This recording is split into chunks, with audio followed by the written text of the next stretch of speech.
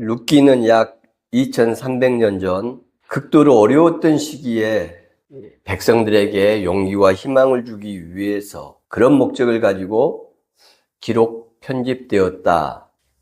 그런 하나님의 의도를 가진 말씀이었다. 이것을 지난주에 알아봤습니다. 오늘은 룻이 살던 약 3200년 전으로 돌아가서 그들이 어떤 사람들이었는지, 그들의 삶의 배경에는 어떤 상황들이 있었는지를 좀 알아보면 좋겠습니다. 엘이란 말이 하나님, 멜렉이라는 말이 왕이란 뜻입니다. 그러니까 엘리멜렉은 하나님은 왕, 이런 이름을 가진 것이죠. 이런 이름, 범상치 않은 이름을 가졌다는 것은 이 사람이 믿음이 좋은 집안의 자녀였다. 부모님이나 할아버지께서 믿음이 좋아서 특별히 이런 하나님은 왕이시다, 우리 집안의 왕이시다, 너의 왕이시다, 이런 이름을 지은 것 같습니다. 엘리멜렉은 유다 지파였습니다. 가족은 아내 나오미와 두 아들 말론과 기르온이 있었죠. 그런데 이 베들레헴 지역에 흉년이 들었어요. 그래서 이 엘리멜렉이 가족들을 전부 데리고 모압 땅으로 이주를 했다. 여기서 눈여겨봐야 될 것이 모압이라는 이방 지역으로 갔다라는 것입니다. 그런데 또 하나 우리가 생각할 것은, 우리가 뒤에 보면은 보아스라는 유력한 사람이 나온다. 근데 그 유력하다라는 히브리 원어가 부자를 뜻하는 단어입니다. 그리고 실제로 보아스가 굉장히 경제적으로 여유가 있고 재력이 있는 사람으로 등장을 하지요. 엘리멜렉의 친척인 보아스의 덕성, 인간미, 이런 게 굉장히 빛나는데요. 그런 보아스라는 아주 훌륭한 인품을 가진 친척을 놔두고 엘리멜렉이 흉년을 피해서 가족의 생계를 위해 모압 땅으로 갔다라는 것은 어떤 것을 의미할까요? 이 엘리멜렉이 자존감이 대단히 높고 가장으로서 가족을 책임지는 그 책임감이 매우 탄탄했다, 훌륭했다, 이것을 우리가 생각해 볼 수 있습니다. 그리고 의지가 굳은 사람이었다. 제 생각으로는 1970년대나 60년대를 사시던 우리 아버지들의 모습이 바로 이 엘리멜렉과 같은 모습이 아니었을까. 가족의 생계를 위해서 생명을 걸고 하루하루의 일상을 살아내는 그런 우리들 아버지의 모습이 아니었을까. 하지만 안타깝게도 이 엘리멜렉은 객지에서 죽음을 맞이합니다. 가족들의 생계를 아버지 혼자서 부양하기에 너무나 버거웠을까요? 체력이 따라주지 못했을 겁니다. 어쨌든 그렇게 비극적인 종말을 맞이해요. 두 아들 말론과 기르온이라는 사람도 나옵니다. 성경에 보니까 말론이 먼저 나오고 기르온이 나중에 나와요. 말론이라는 말의 뜻은 병약하다, 이런 뜻입니다. 또 두 며느리가 나오죠. 오르바와 룻. 순서가 역시 오르바가 먼저 나옵니다. 그러니 말론과 기르온 중에서는 말론이 형이었다, 이것을 알 수가 있고, 오르바와 룻 중에서는 오르바가 형님이다, 말론과 오르바가 짝이었다, 이것을 우리가 순서를 통해서 알 수가 있어요. 제가 히브리인들이 이름을 나열하는 것은 중요도 순서대로 하고 비슷비슷할 때에는 연장자 순이 가장 우선이다, 이렇게 이제 말씀을 드렸었죠. 그래서 아마도 오르바와 말론이 부부고 룻과 기르온이 또 부부였을 것이다. 그런데 아버지가 먼저 죽습니다. 몇 년쯤에 아버지가 죽었는지 알 수는 없어요.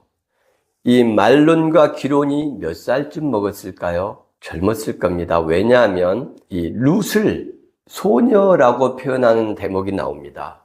이 소녀라는 말은 이 히브리 원어로는 나라라는 단어가 쓰이는데, 남성형은 나르, 여성형은 나라, 소녀, 남성은 소년, 이렇게 되겠죠. 이 나라라는 단어가 성경 전체를 통해서 63번밖에 사용되지 않습니다. 그런데 4장까지밖에 없는 룻기에 7번이 사용돼요. 9분의 1이 룻기에 나오는 겁니다. 일반 평균의 수십 배에 해당되는 횟수예요. 퍼센트입니다. 룻기에 있어서 이 소녀, 나라라는 말이 매우 중요하다라는 것을 우리가 알 수가 있어요. 강조하고 있다는 겁니다. 룻은 지금 과부인데, 과부가 된 지 몇 년인지는 알 수 없어요. 근데 이 룻을 계속해서 소녀라고 표현하고 있어요. 룻이 그렇게 어리다면 신랑 기론도 나이가 어렸겠죠. 어린 나이에 죽은 겁니다. 그리고 이들이 유다 땅으로 돌아오려 할 때에는 모압 지방에 거한 지 10년쯤 되었다 이렇게 되어 있어요. 10년 전에 말론과 기론의 나이는 10대였을 겁니다. 아니면은 10대가 안 됐을 수도 있어요. 아버지가 죽고 나서 이 나오미는 대를 이어야 되겠다라는 생각이 들었을 겁니다. 왜냐하면 말론은 병약한 아이였죠. 장남이지만. 대를 잇지 못할 수도 있다라는 불안감과 이런 것들이 엄습을 했을 겁니다. 뒤에 나오미가 보아스와의 관계를 룻과 이렇게 연결시키고 이렇게 진행 상황을 지시하고 이런 걸 보면은 나오미가 일반적인 여성이 아니다. 매우 주도 면밀하고 아주 명철한 여성이었다 이런 걸 알 수가 있어요. 그러니 한 집안이 무너져 가려고 할 때 이 나오미가 아들들을 빨리 결혼을 시키고 그래서 대를 이어야 되겠다는 생각을 했던 것으로 보입니다. 그래서 이 젊은 아이들 두 아들을 결혼을 시켰죠. 한꺼번에 결혼하지는 않았을 겁니다. 이들은 지금 모압 땅에서는 이방인들입니다. 유대인들이니까. 아버지가 죽었어요. 흉년을 피해서 이주한 사람들입니다. 당연히 가난했겠죠. 가난하고 병약한 청년, 그것도 나이가 어린 이 말론에게 오르바가 시집을 온 겁니다. 기론도 마찬가지죠. 말론과 기론은 실질적으로 가장이 되었습니다. 나이는 어리고 병약하고 힘은 없지만 가장으로서의 책임감을 다하기 위해서 악전고투했을 거예요. 생명을 걸고 아버지가 자기들한테 보여주셨던 그 사랑과 헌신을 본받아서 어머니를 잘 모시고 어떻게든 이 가난과 죽음의 공포 속에서 살아나야 되겠다. 어머니 한번 잘 모셔보고 싶다. 내 아내들 따뜻한 밥 한 끼, 고깃국 한 그릇 먹이고 싶다는 일념으로 몸이 부서져라, 뼈가 부서져라 일을 했을 겁니다. 그랬던 탓일까요? 말론도 일찍 죽고 동생 기론도 죽었습니다. 청년 가장으로서 그 어깨에 지워진 삶의 무게가 너무나 무겁고 고통스러웠시겠죠. 그래서 그 천근만근의 인생의 무게에 짓눌려서 이국 땅에서 이 가난한 두 젊은 가장들이 또 비극적인 최후를 맞이합니다. 말론과 기론 역시 60년대를 살던 우리의 아재들, 이름 모를 청년들의 모습이 아닐까 이런 생각이 들어요. 오르바 눈 이야기도 있죠. 아버지가 없는 집안에 병약하고 어린 신랑을 따라서 시집을 왔다. 그것도 이방인들에게 무엇을 의미할까요? 오르바와 룻의 집안도 비참하고 내놓을 것이 없어 보이는 집안이었다. 그러니 이 어린 딸을 숟가락 하나 줄인다는 심정으로 부모들이 저 가난하고 나그네에 불과한 말론과 기론에게 시집을 보냈겠죠. 그 아버지와 어머니의 마음은 또 오직했겠습니까? 아직 뛰놀고 노래하고 웃어야 될 그 어린 아이들을 씹어내는 그 어머니 아버지의 마음. 오르바와 룻도 가난한 집안의 아이들이었다는 것이 뻔합니다. 예뻤을까요? 예나 지금이나 이쁜 아이들은 부잣집에 첩으로, 하녀로 얼마든지 갈 수가 있었어요. 그런데 가난한 이국 청년들에게, 나그네들에게 시집을 왔다는 것은 그렇게 이쁘거나 특별한 것이 없는, 아니 오히려 너무나 약하고 힘없고 볼품없는 손가락질 당하는 사람들이었을지도 모르겠습니다. 이들이 언제 결혼했는지는 알 수 없지만 동시에 결혼하지는 않았을 겁니다. 말론이 먼저 했을 것으로 생각이 되고 그 다음에 기론이 결혼을 했겠죠. 이 두 사람은 결혼한 지 얼마 안 되어서 말론과 기론이 죽었습니다. 그걸 어떻게 알 수 있을까요? 아버지가 몇 년 만에 돌아가신지 알 수 없지만 아버지가 죽으신 다음에 아마도 1, 2년 또는 2, 3년 뒤에 두 아들을 결혼을 시켰겠죠. 또 1, 2년 지난 다음에 둘째 기론도 결혼을 했겠죠. 그런데 공교롭게도 말론과 기론 둘 다 자녀가 없어요. 그러니 결혼한 지 2, 3년이 넘지 않았을 것으로 보는 것이 정황상 맞을 겁니다. 그러면 이때 말론과 기론의 나이는 많아야 20대 초반, 오르와 룻의 나이는 10대 후반일 가능성이 매우 높거나 나라에 걸맞는 한 20살 정도, 20살도 처녀라고 하지 우리가 소녀라고 하기는 좀 어려움이 있죠. 여하튼 그렇게 어린 나이에 시집을 왔습니다. 게다가 남편들이 둘 다 죽었어요. 시어머니를 모시고 살았죠. 역시 60년대를 살던 청계천에서 피복 공장에서 바느질을 하고 재봉틀을 돌리던 우리의 이모들, 고모들, 누님들이 생각이 납니다. 이런 고난의 삶을 우리 민족이 불과 얼마 전에 살았어요. 우리 아버지 세대 때가 그렇게 살았습니다.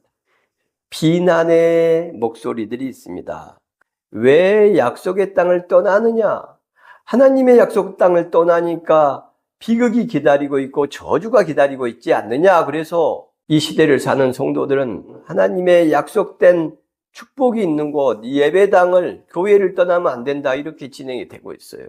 이게 하나님의 뜻에 맞는 해석일까요? 매튜 헨리 주석이라는 게 있습니다. 거기도 이렇게 되어 있습니다. 엘리멜렉이 하나님의 약속의 땅을 떠났기 때문에 이런 비극과 저주가 임했다. 이렇게 비난을 해야 속이 시원한 겁니까? 우리 기독교인들은?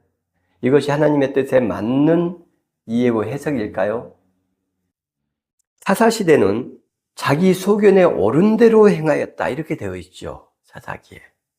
사사기의 백성들이 하나님을 알았느냐? 몰랐어요. 대부분이 몰랐습니다.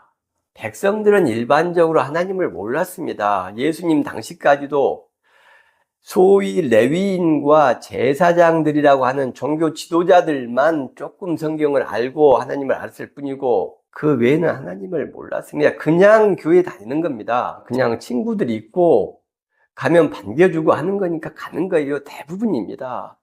우리가 믿음과 신앙적인 지식으로 구원받는 것이 아닌 것이 정말 감사한 일이죠. 제가 성경 해석하고 설교하고 분석하는 것들을 여러분 한번 생각하면서 내가 하나님을 어떻게 알았는지, 내가 기독교를 어떻게 알았는지 한번 생각해 보세요. 다른 목사님들의 설교 속에 하나님이 어떻게 정확히 드러나는지 한번 보세요. 목사님들 자체가 성경적인 설교를 하지 않고 성경 본문으로 들어가지 않기 때문에 하나님을 전혀 몰라요. 그러니까 매튜 헨리처럼 훌륭하시고 인품이 정말 좋으신 분이고 성경을 주석을 쓸 정도로 신학에 박식한 뛰어난 세계적인 분이었지만 그분조차도 이렇게 이야기를 하는 겁니다. 베들레헴을 떠나니까 하나님의 저주와 비극이 임했다. 하나님을 모르는 시대였습니다. 사사시대는 엘리멜렉뿐만 아니라 그 시대에 사는 거의 모든 사람. 그래서 이것은 비난의 근거가 되지 못합니다. 가족의 생계를 위해서 고육지책으로 어찌할 수 없이 그 선택을 엘리멜렉은 했겠죠. 세상에 어떤 누가 내 고향과 친척과 눈물과 기도가 뿌려져 있는 그곳을 떠나고 싶겠습니까? 가족의 생계를 위해서, 생존을 위해서 불가피한 선택을 한 것이고 그것은 엘리멜렉에게 그 상황 속에서 그의 지혜와 결단력을 다 동원한 최선의 선택이었을 겁니다. 생존 앞에서의 최선의 선택을 너무나 쉽게 손가락질하고 비난하는 것은 아닌가 이런 생각이 들어요. 결정적인 게 있습니다. 엘리멜렉이 모압 땅으로 오지 않았으면 룻을 만날 수 없습니다. 룻이 없었으면 다윗 왕이 없어요. 다른 말로 하면 하나님의 구원사에 차질이 생기는 겁니다. 이거 어떻게 이해해야 되죠? 오르바에 대한 오해도 있어요. 그 불쌍한 시어머니를 버려두고 지 혼자 잘 먹고 잘 살려고 돌아갔다. 그런가요? 시아버지 없는 가난한 이방인 청년들, 그것도 병약한 신랑에게 시집을 온 이루 말할 수 없이 고통스러운 힘든 일상을 살아냈을 겁니다. 그런 젊은 여인, 게다가 신랑은 또 금방 죽었죠. 행복하게 손잡고 김밥 싸서 소풍이라도 한번 갔겠습니까? 꿈 같은 이야기였을 겁니다. 이 오르바와 말룬에게는 그 여인이 모압 지방에서 여호와께서 자기 백성을 돌보시사 그들에게 양식을 주셨다함을 듣고 이에 두 며느리와 함께 일어나 모압 지방에서 돌아오려 하여 있던 곳에서 나오고 두 며느리도 그와 함께하여 유다 땅으로 돌아오려고 길을 가다가 오르바는 나오미를 모시고 룻과 함께 돌아오고 있었어요. 유다 땅으로 돌아오려고 길을 가다가 오르바는 나오미를 버리고 도망간 게 아닙니다. 자기 행복을 찾아간 게 아니에요. 나오미가 처음에는 두 며느리하고 함께 오고 있었습니다. 그런데 오다 보니 이 젊은 것들을 내가 지금 무슨 짓을 하고 있어? 내 자식들에게 그렇게 착한 며느리로 그렇게 내 아들들을 사랑해줬던 내 딸 같은 아이들, 지금 얘들을 모압 아이들인데 데리고 유대인 지역으로 가면 유대인들이 얼마나 이방인들에게서 배타적입니까?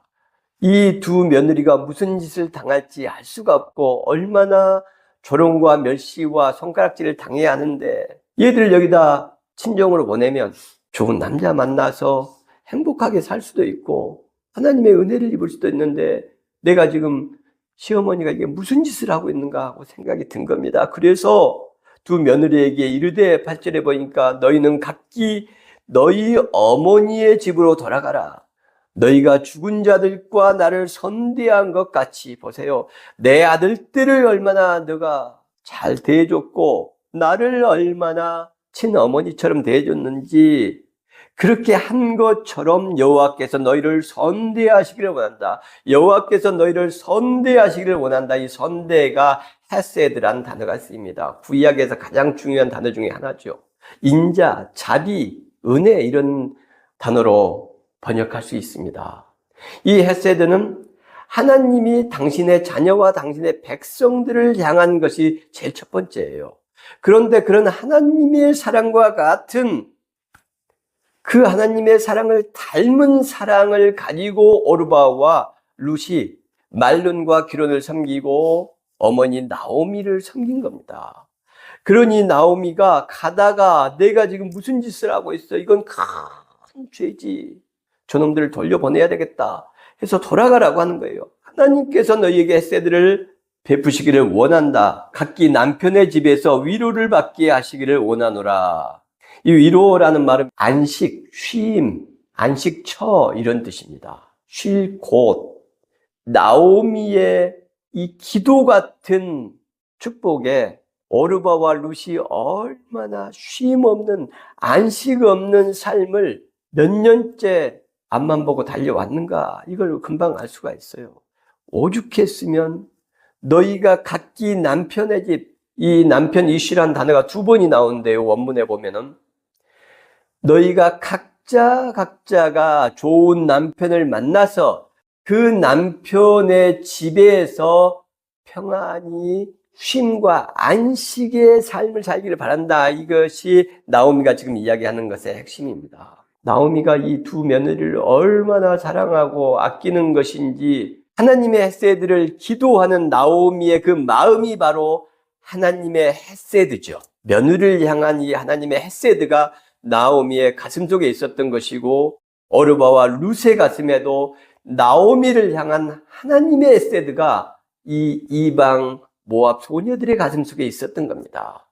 서로 소리를 높여 울며 나오미에게 이르되 우리는 어머니와 함께 어머니의 백성에게로 돌아가겠나이다. 오르바가 이렇게 이야기를 하는 겁니다. 룻도 이렇게 이야기를 하는 겁니다.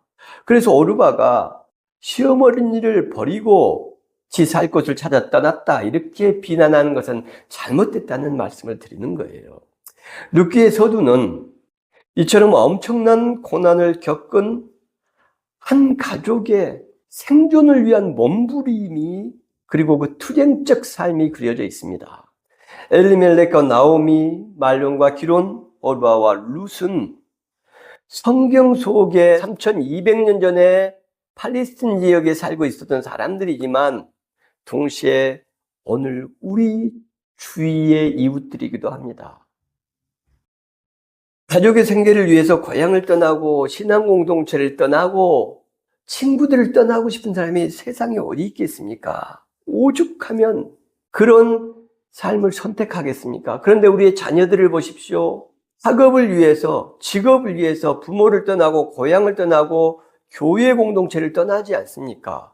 그들에게 우리가 손가락질하고 비난합니까? 그렇지 않죠. 그들은 자신들의 삶을 위해서 떠나는 거 아니겠습니까? 그런데 왜 우리의 비난은 엘리멜렉과 그의 가족을 향해서, 오르바를 향해서 돌팔매질을 하고 있는 것이죠? 주위의 성도들을 향해서 이런 돌팔매질을 그치지 않고 있는 것이지요.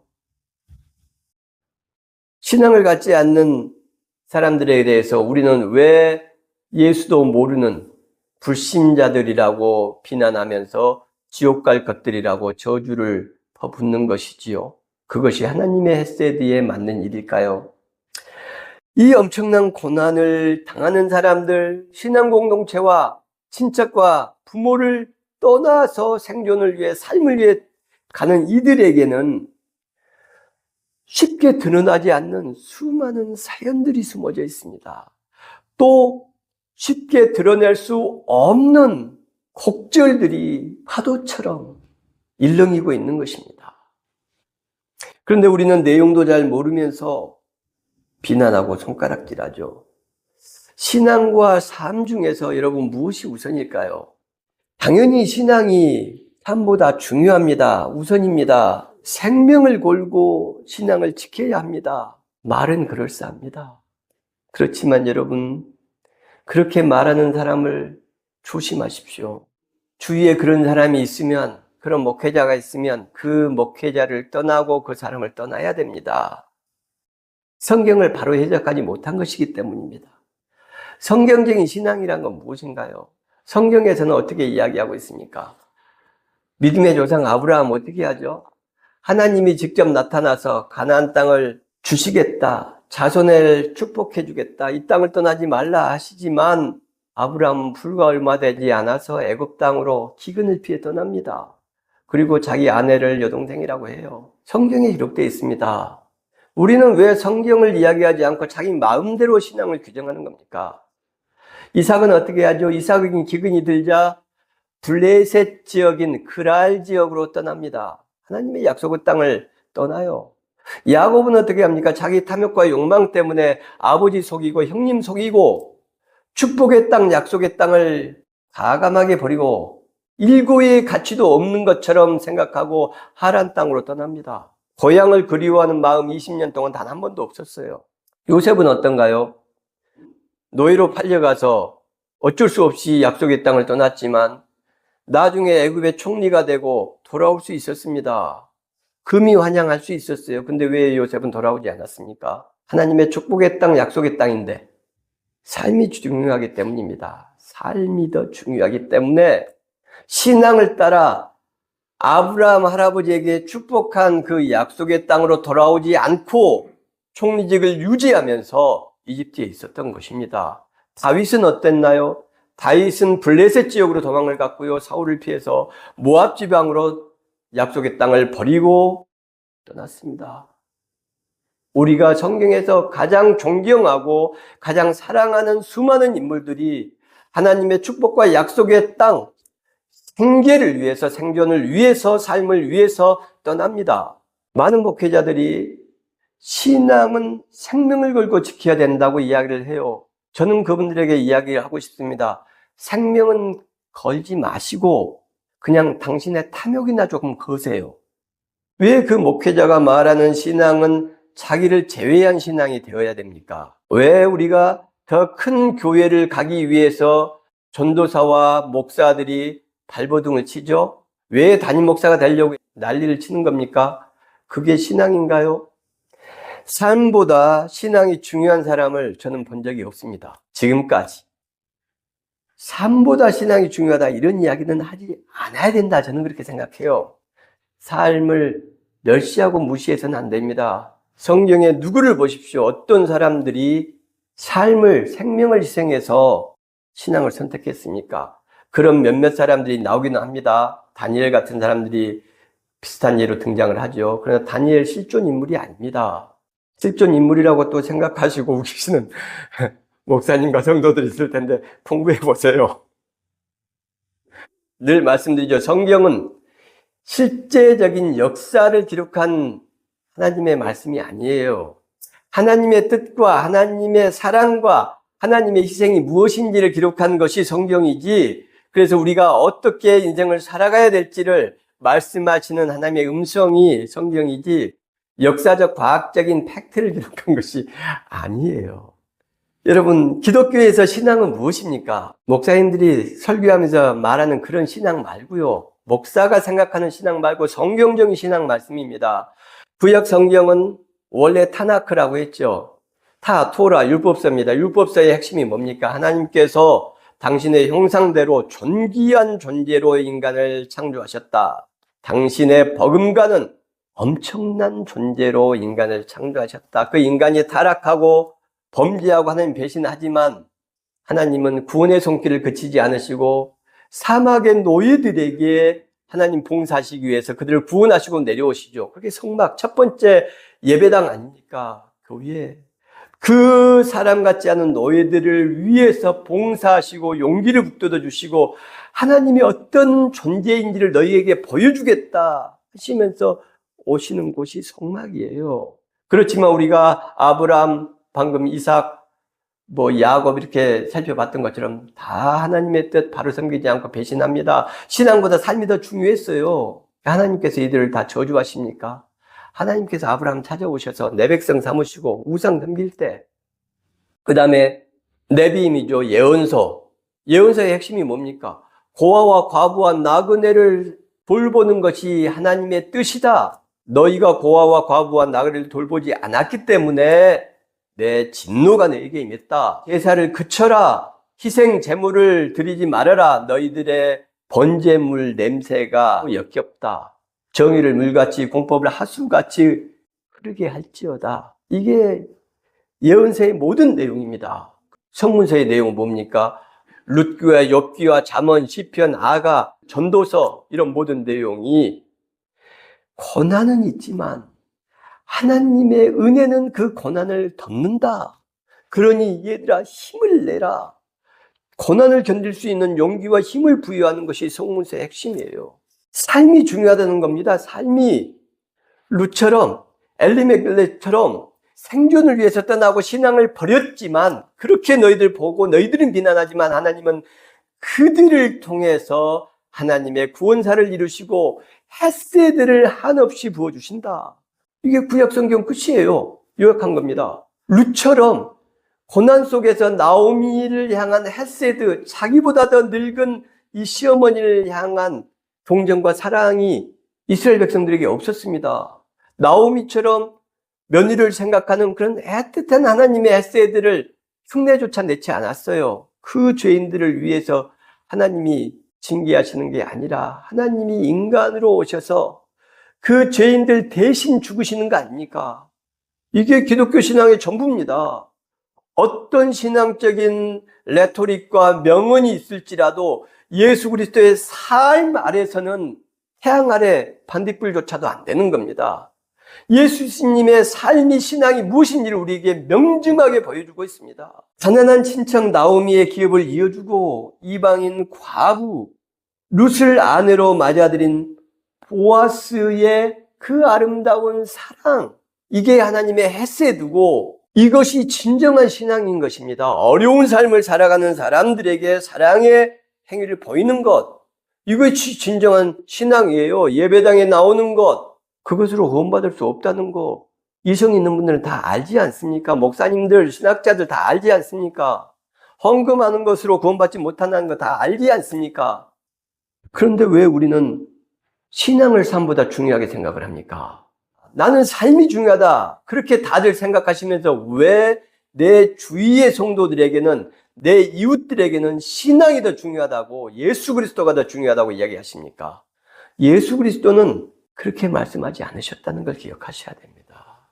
어려운 고통 가운데 있는 과부 한 명을 위해서, 귀신 들린 자 한 명을 구하기 위해서 생명을 걸고 디베라 바다를 건너셨던 분이 예수 그리스도 우리의 주님이시라는 사실을 우리가 기억해야 됩니다. 그래서 우리가 삶 속에서 룻처럼, 보아스처럼, 나오미처럼 우리보다 약자를 찾아내고 그 약자들의 눈물과 땀, 피를 닦아주는 것, 그것이 헤세드고 그것이 참된 신앙인 것입니다.